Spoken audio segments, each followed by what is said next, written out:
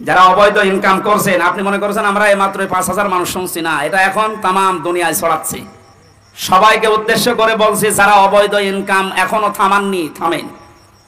টাকা পয়সা যারা জমা করতে আছেন আর রক্ষণ করবেন কি করে, সংরক্ষণ করে রাখবেন, এই চিন্তায় আছেন না, আপনি পারবেন না। তাহলে আল্লাহর দঙ্কা এই শব্দটা মিথ্যা হয়ে যাবে।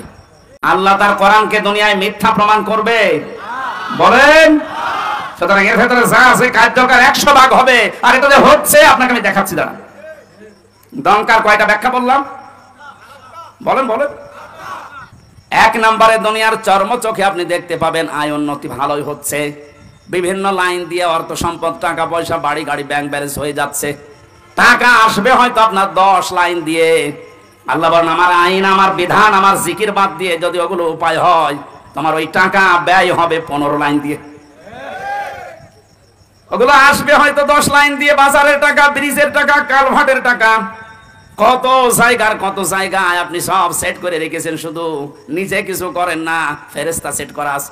মাসে মাসে ওখান থেকে আপনার অ্যাকাউন্টে টাকা আসবে 10 লাইন দিয়ে, যাবে 15 লাইন দিয়ে।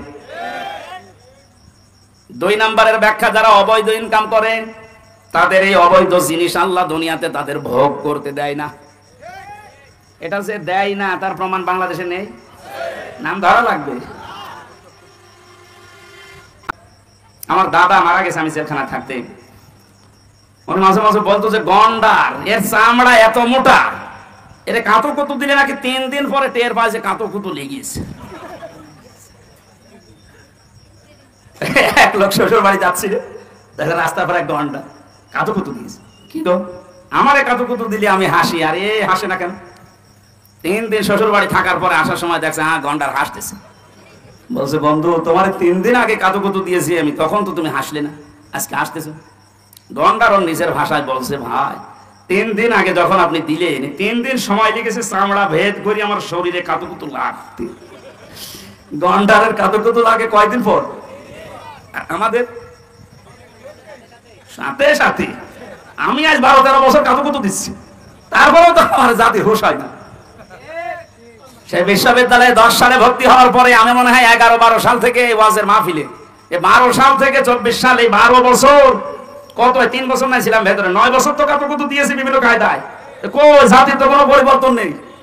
অবৈধ ইনকাম কি কমেছে? এমনকি আমারে ধরার পর আমার বাবার কাছ থেকে টাকা নিয়েছে। কই অবৈধ ইনকাম তো কমছে না। আর আমার মনে হয় আয়াতের উপর আমাদের এখনো 100 ভাগ বিশ্বাস হয়নি, ভাষা বিশ্বাস আছে। এই জন্য লাজায় যাওয়ার যে কারণগুলো বললাম, এগুলো যেন আমাদের ভেতরে থাকলে আমরা এখনই থেমে যাই। সাগীরে যাওয়ার যে কারণগুলো বলছি, এগুলো থাকলে যেন আমরা থেমে যাই। আল্লাহ আমাদের আমল করার তৌফিক দাও, আমিন। আরো জোরে বলেন।